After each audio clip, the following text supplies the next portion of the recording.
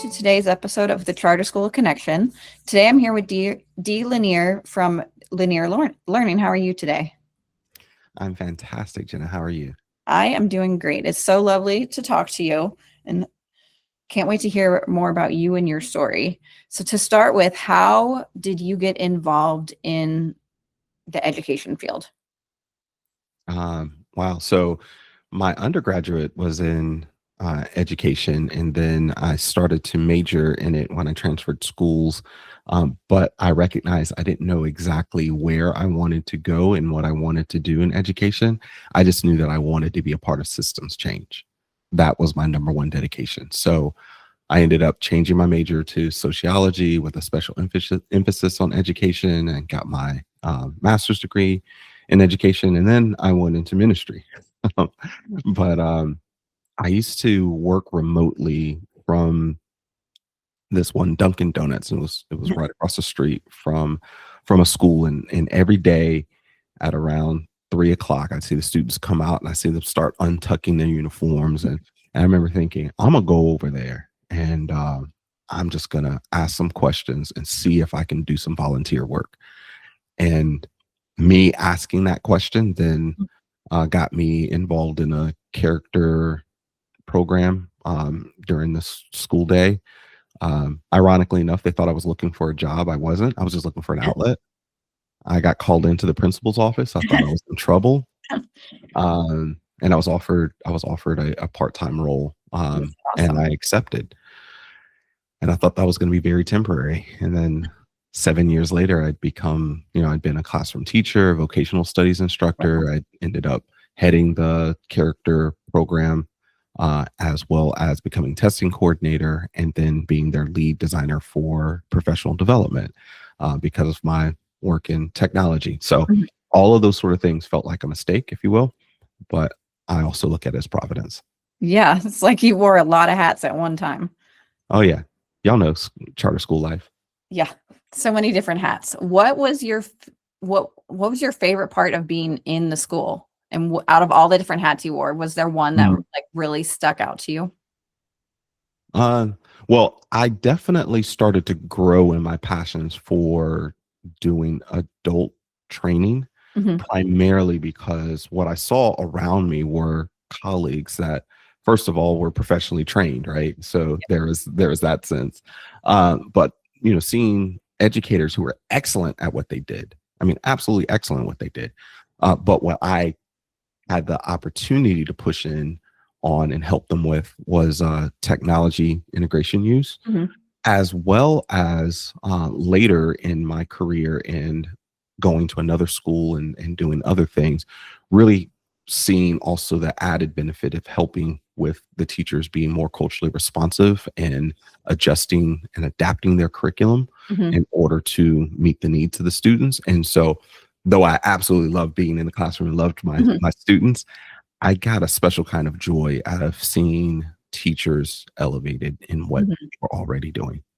That's awesome. I think that's so important to have, like, the teachers to have the passion and to be able to inspire the passion in the kids. And it sounds like you were able to inspire everybody around you, kids and teachers alike. So how did you move from that school on to the next thing? Yeah. I mean, everything, I said felt like an accident. I definitely think it is as providential. I mean, every next step was a providential move, not necessarily something I was pursuing or looking for, but it happened. And so I had a friend who sent me an apology email and said, "Hey, I just want you to know I submitted your name for this role and you didn't ask for that." Like, thanks. But it was a school that was looking for someone to help their school in moving from, at the time, Microsoft applications to Google applications, and being a technology support. So that was a role that, next thing you know, I'm interviewing for. I got the position, and then I found myself in a full-time role of doing that which I was doing part-time in my previous environment, and then part-time teaching. So I still had the teaching outlet.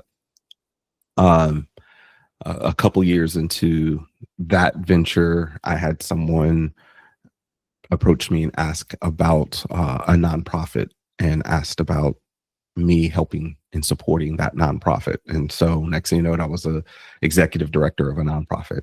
I was doing that while continuing to do professional development for schools, for teachers. That's a whole nother story.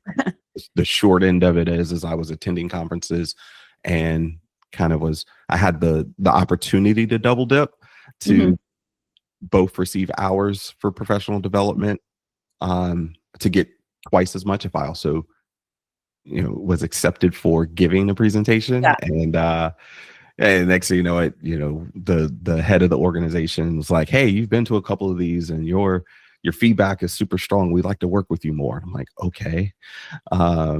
So next thing you know, I'm doing professional development, kind of running in different circles, doing that across the country. And then re-entering into the classroom, and doing that at another school. It was a school that I was originally on the board for, a charter school that I was on the board for, and helping it get started, and then was offered a role there. And again, I'm back in the classroom, teaching kids, still doing professional development. And then it was about 10 years ago now, which is wild for me to think, that I received an exploding offer, if you will, to accept a program manager position in helping start up, and head up Facebook education, as well as help develop a coaching program that was at the time called the Dynamic Learning Project. That was a collaboration between 3 different organizations. The small one called Google, maybe you've heard of it, Digital Promise, and a few of my colleagues, and we helped create what is now the Google Certified Coaching Program. So that's awesome. All of those things were just things that happened to me, if you will. But I was learning and growing in every step and enjoying everything along the way, and that's what I still get to do. That's amazing. It's such a fun story. You've definitely covered so many different areas, for sure. Not on purpose. Let's just be clear. That's. I mean, everything happens for a reason. You're where you were meant to be. You helped the people you were there where you needed to be at the right time in the right place. If you didn't sit at Dunkin' Donuts, who knows where you would have ended up. That part, exactly. Absolutely. Just got that Dunkin' Donuts. You never know. So you said 10 years ago you worked on the Google coaching. How did you go from that to then having Lanier Learning? Yeah, so Lanier Learning was actually something that originally had started when I started teaching as a vocational studies teacher, and I was then assigned teaching business. I had no business teaching business. And I can admit these things now because I'm like, hey, look, there's success in this, right? Like I was a lateral entry teacher. I did not have background or experience in business. I taught my students about how to be better consumers and social ethics. Like really, that's where I emphasize. But I also had started my own business to self-validate. And then eventually that became like the umbrella for my professional development services. And then over time, as I was continuing to do professional development, I had a Google Innovator project that became a product called Solve in Time, a design thinking activity. And so the next thing you know it, I'm publishing a product, and that was under Lanier Learning. And I was like, oh, all that high school business I taught, now I get to apply it. Exactly. See if you were doing the right thing. Yeah, I get to learn about, how to properly set pricing for a product and apply the principle of elasticity. And then also later, when I published my first book, I decided to self-publish, and so it became the publishing arm for that. And then my latest book, The Promises and Perils of AI in Education with Ken Shelton, we published it under Lanier Learning. So Lanier Learning's been around for a while now, but now I'm like, look, it's grown up. It really it can speak for itself. It's just not just a LLC that I can use to, receive payments for my services. It has its own products and its own publishing arm, and it's doing things. See, look what it does. But yeah, that's Lanier Learning. That's awesome. And so you said you've written 2 books. When did you write the first book? hmm So I wrote the first book, Demarginalizing Design. Uh, I'll say unfortunately during the pandemic, and I say unfortunately for all the reasons that you would expect. Um, Also, though it's a shorter book, it took me a lot to get through Mhm, because there's the blessing of having a lot of time and space to reflect, and then there's a curse in that as well, mhm. and that some of the topics in which attempt to tackle were just heavy and hard, Right. and so I would put it down. I put the project down for weeks at times, and then you know feel brave enough to pick up another part and to write it, and then to pass off to someone, to a friend, to review a section. And so yeah, that book was written with a lot of tears and luckily no broken keys on a keyboard, because there were times when I would angrily type something. Yeah. Well, that's a good thing. At least you made it through. It's definitely Yes. something huge to accomplish. And Mhm. then your second book, you said it's the new book. Yes, it's been out for a couple of years now. The Promises and Perils of AI in Education. Ken Shelton and I, he's one of my best friends on the planet, and we would have conversations, and we would talk about the emergence of AI in November of 2022, and Mhm, really around where the conversation seemed to be heading very quickly. mhm, We were hearing two things really pronounced. One being, how do we prevent students from cheating? Like that was like the number one concern from mhm. teachers. And then look at all the ways in which it can create worksheets for you. Yeah, It can help you generate your lesson plans. So like we were frustrated by both of those realities. And so right. he really pushed me for us to begin writing. And I was like, let's just record on the podcast. Yeah, And then eventually we came to a conclusion, well, why not both? So we yeah. ended up recording our conversations. The recordings became the transcript. Ironically enough, we Mhm. used AI in order to summarize and to sort of create a more unified, cohesive voice between both of our Mhm. opinions being uh, recorded. And then we use that as a basic transcript for us to then go back and to write a book from. That's awesome. Yeah, Awesome. What you said you did it on a podcast also. What is sure. that podcast and where can we listen to it? Yeah, look at all these shout outs just happening because you're Yeah. asking Hey, questions. that's what we're here for. We I are all appreciate about it. the shout outs. Yeah, yeah. So the Liberated Educator, and the last episodes that we recorded were actually the recordings of our conversations from the AI, the AI book. So yeah, those things, they still exist on. I think we have 3 seasons Oh, still recorded on all the places that you would normally find. yeah. But yeah, that's the Liberated Educator, Ken Shelton, Dee Lanier. I'll have to go check that. I'll have to go check that out because both of those questions with I have definitely thought of both of those questions. The how Yeah. easy it would be for kids to cheat, especially now that my kids are getting older. I have a fifth grader and he's like all about using Google and I'm like, at what point is he going to be like, hey, chat GPT, do my homework?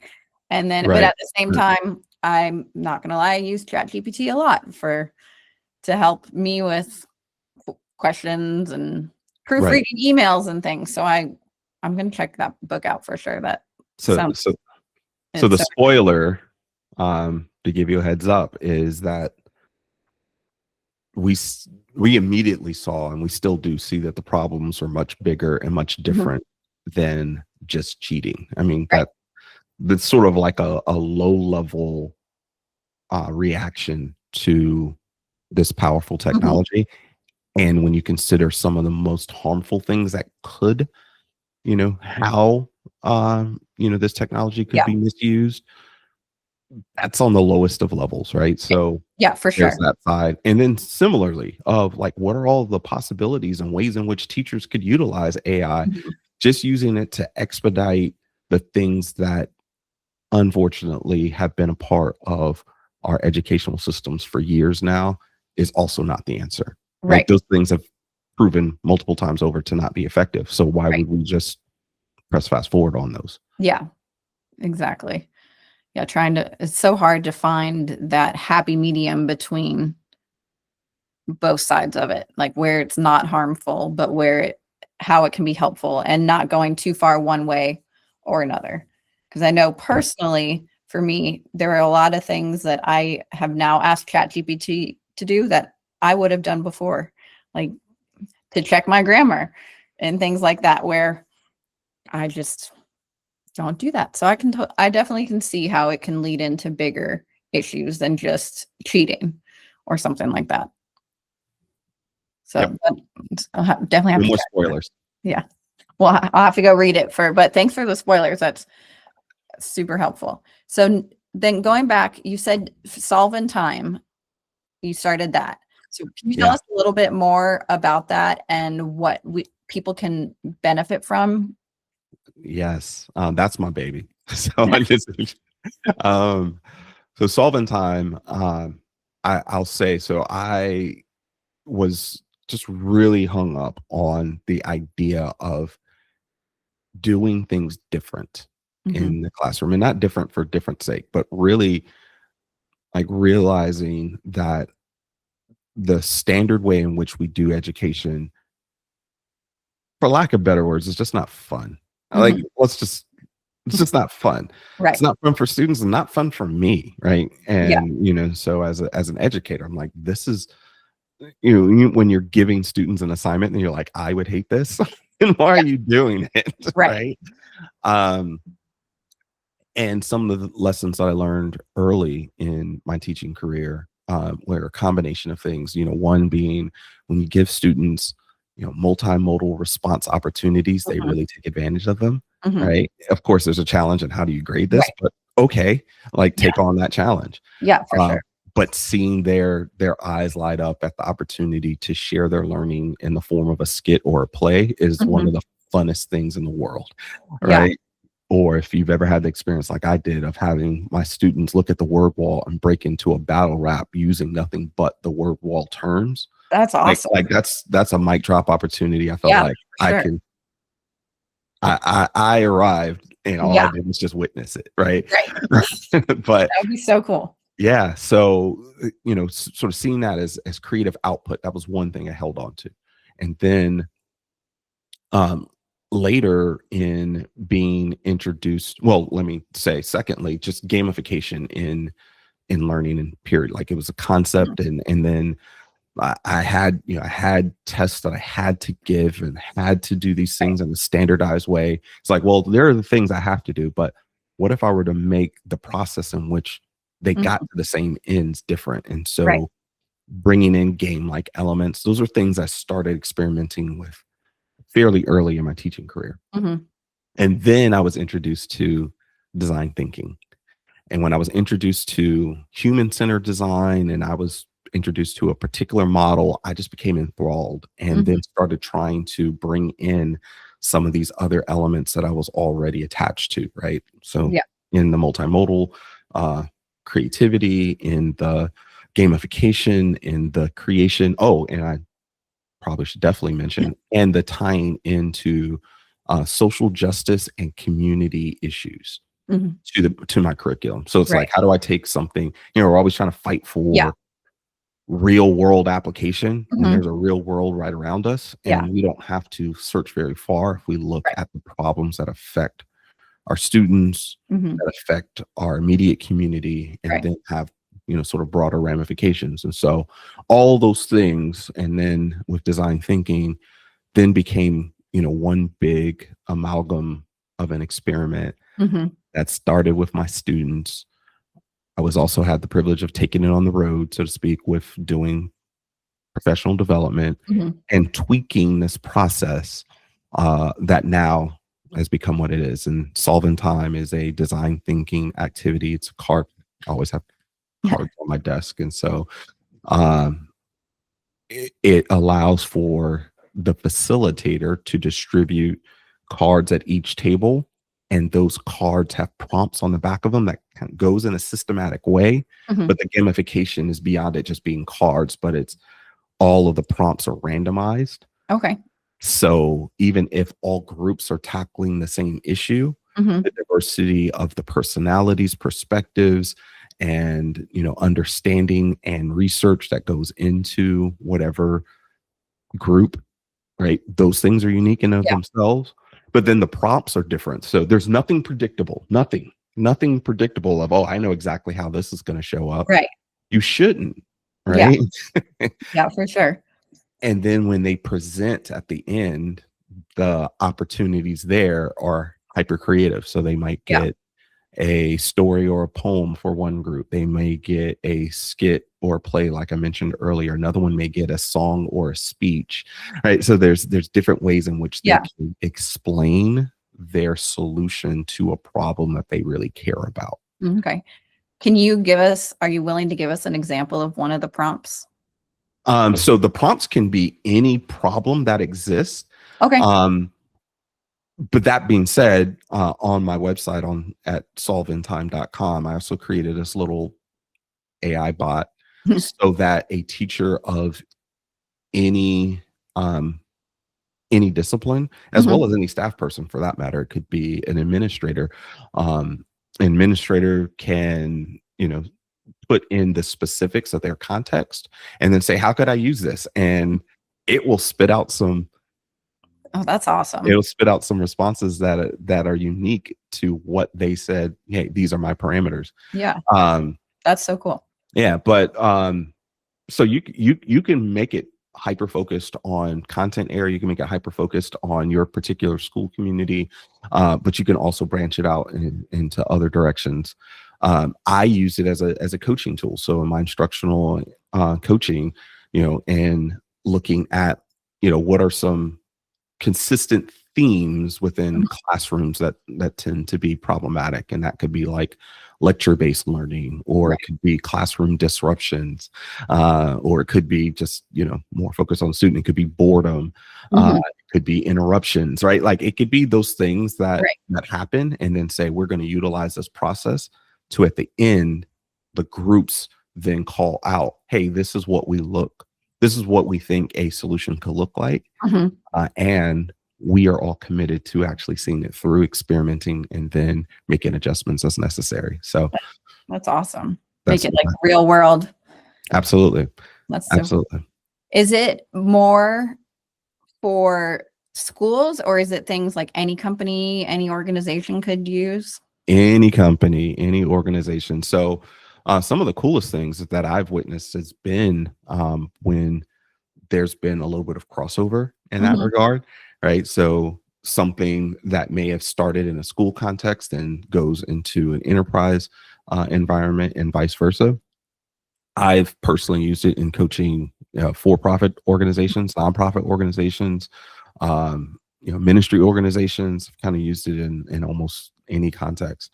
It was originally, so I think it's probably Mhm. important to state, right? Like it was originally designed in a K-12 environment, Right. but its use branches well beyond that. Much like, if I dare to say, many of the design thinking models and activities that schools, if they use them, Mhm. came from an enterprise space and they Right. translated them for education purposes. This Yeah. is the inverse. Yeah, that's so awesome. I was looking at the website and I was thinking about it because here at Charter Connect, we do a yearly retreat because we're all remote workers all over. We've got all over the country, outside of the country, and we get together once a year and we use that to we do a lot of culture topics and brainstorming. And I was looking at the website, I'm like, oh, I wonder if this would be a good activity for our retreat. So Absolutely. Yep. I'm, I'm gonna look into it because it sounds like we could learn a lot from it. There's also, since we're talking about it, in the cards, there are also some kind of dry erase cards. And Oh, so nice. if there are particular themes, and this is more like a facilitator's discretion. So a facilitator of this activity could say there are very specific predefined themes that Mhm. we need to discuss, and so we need to make sure that this team is dealing with this topic and this, so you can use Yeah, those, but then the question prompts that are given then are just associated with that topic. And so right. then it's the first card. They identify the problem, they flip it, and they may see like what causes harm. Now they're now thinking about a topic, but they're thinking about it from the perspective of like, how do we not just create more efficiency or quote unquote effectiveness, but how do we solve a problem that really affects people, that if it's not solved, it will continue to cause harm because we've Right. identified the harm, things of that nature. Yeah, I love the different thinking process that it brings you, and just so many different levels. Yep. I love it. And Same. I think your class, hearing how you started this in your classroom, your class would be so fun. Like, I think it's kids, I feel like they get so much more excited about school, like learn more when they are actively participating. And even if it is, like you said, the hardest to grade, it's gets them involved and gets them to use their brain in a different way and actually think of the bigger picture and not just, I have to pass the test, but Right. how can this benefit me Yep.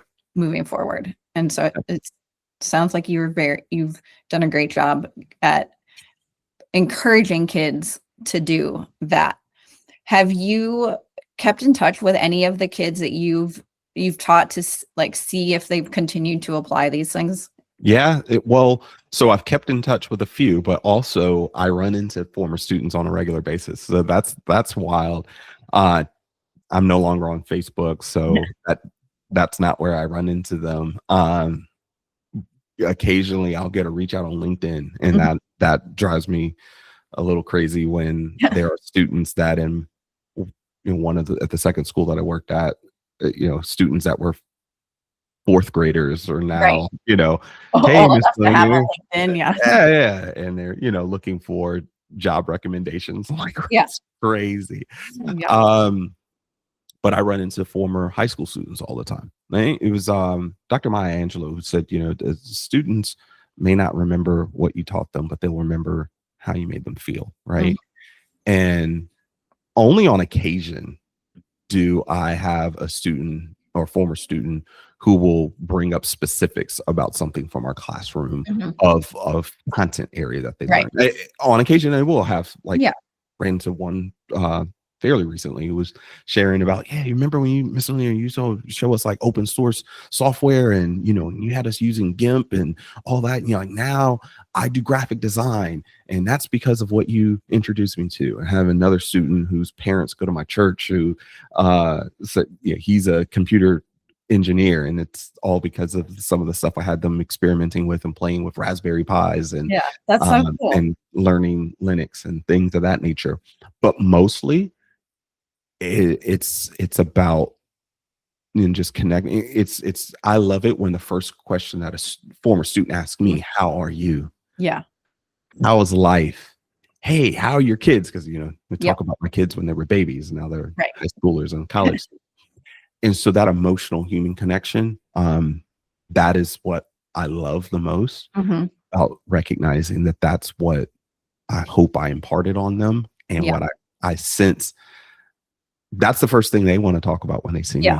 And that's the first thing I want to talk about when I see them. Yeah, I love that. I think connection is so important, and it makes such a big difference with everything. I know here at Charter Connect, we are all about connections and building those connections and meeting people and just encouraging the connections. And so I love that your students could see, even from a young age, like how important the connection is. And yes, it doesn't matter what you learned on the classroom, but the connection looking forward to the future and being able to all these years later come back to you and still have that connection. I think that is so special and such a testament of like what kind of teacher you were, and the like, what's the word I'm thinking of? Like the guidance that you showed them for moving forward in life. I think that's huge.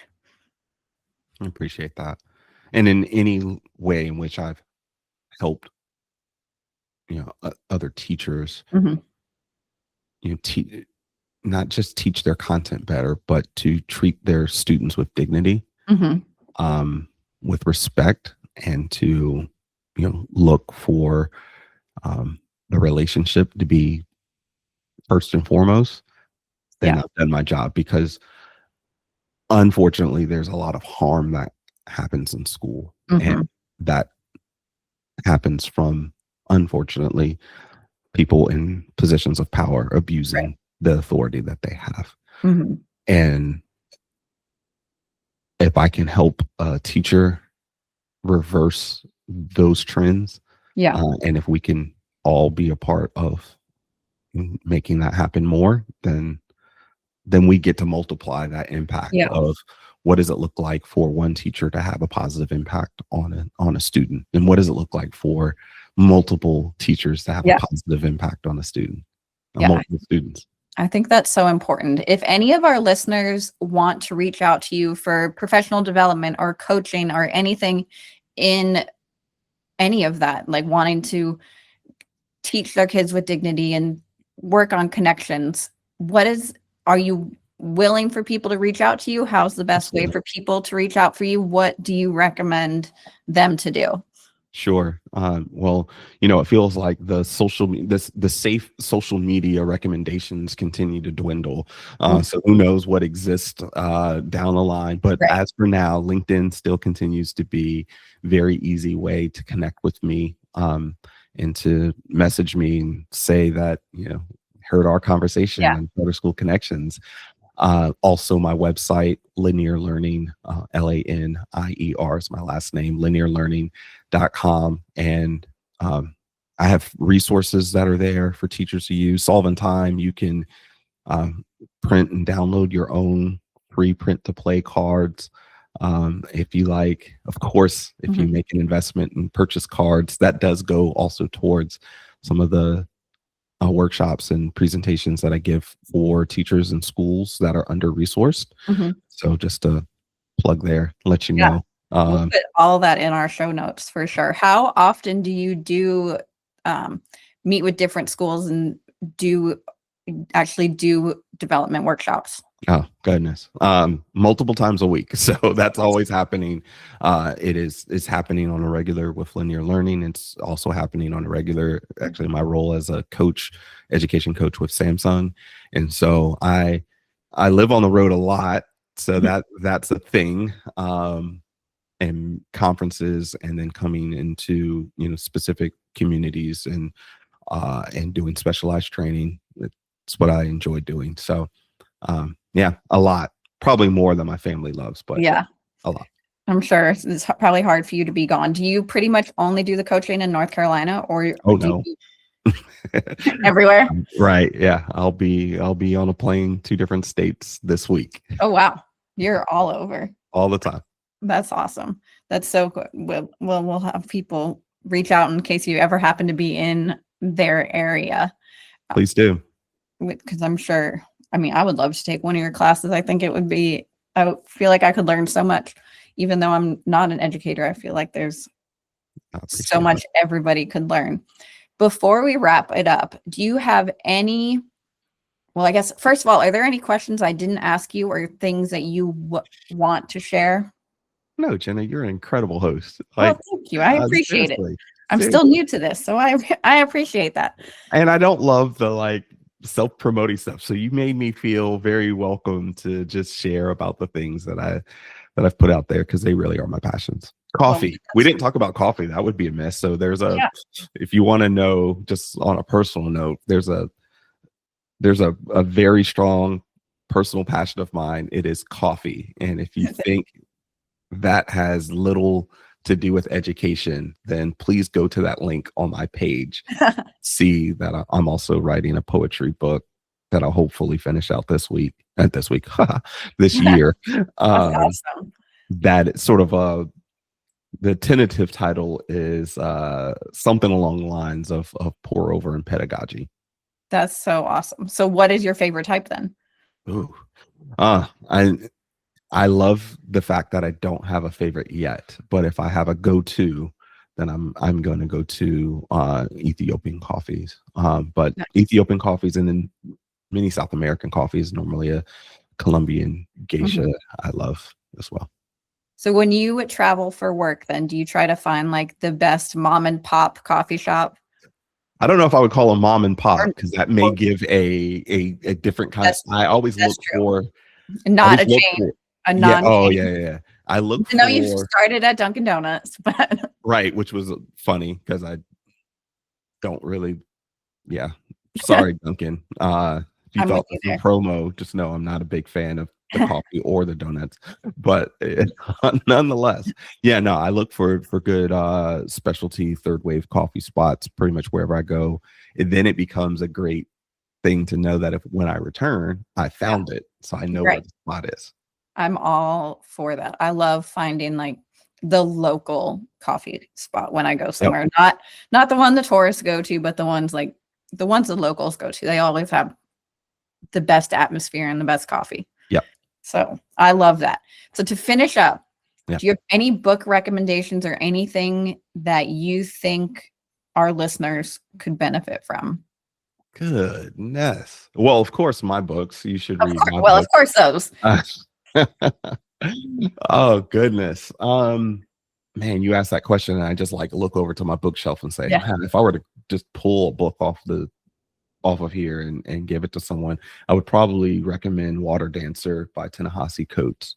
That if you need a book that is, both a fantastic read, just absolutely fantastic, but also I can just get that as a broad statement, Mhm. but historically rooted, but also fiction based. Man, yeah, and it's a very creative way to sort of explain the Underground Railroad. When I think about a book that just makes me feel a lot, it's that Yeah. one. That's And all my educator friends out there, if you've never picked up and read and debated over topics in Pedagogy of the Oppressed by Paulo Freire, then that's actually where I got my start. We could have started there. When I was minoring in education at Cal Berkeley. That was my first education class, and it was the one that got me the most riled up about wanting to make systems change. That's awesome. Well, it looks like you've definitely made some systems changes and made some huge benefits for so many people. And I've learned so much just from talking to you. I feel like I could talk to you forever. I feel like Same. there's so many good things. If you're ever interested in coming back on the podcast again, we would love to have you. Count me in. I'm in. And if you're ever in Las Vegas, let me know. I am. I get to come through to Clark County schools every now and then. So yeah. I will come check it out. I would love to hear that. But thank you so much for being a guest on the Charter School Connection. And we look forward to reading your poetry when it comes out later this year. Thank you. Thanks so much, Jenna.